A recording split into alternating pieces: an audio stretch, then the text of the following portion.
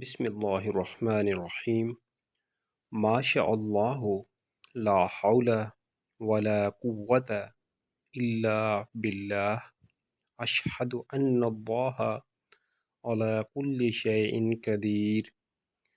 حضرت ابو ہریرہ رضی اللہ عنہ سے روایت ہے کہ حضرت محمد مصطفیٰ صلی اللہ علیہ وآلہ وسلم نے فرمایا، جو شخص صبح میں یہ دعا پڑھ لے تو اس دن بہترین رزق سے نوازا جائے گا اور برائیوں سے محفوظ رہے گا، اور جو شخص شام کے وقت اس دعا کو پڑھ لے تو اس رات بہترین رزق سے نوازا جائے گا اور برائیوں سے محفوظ رہے گا۔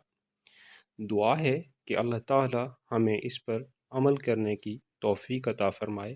ویڈیو آپ کو اچھی لگی ہو تو پلیز ویڈیو کو لائک کریں، چینل کو سبسکرائب کریں اور بیل آئیکن پریس کر دیں۔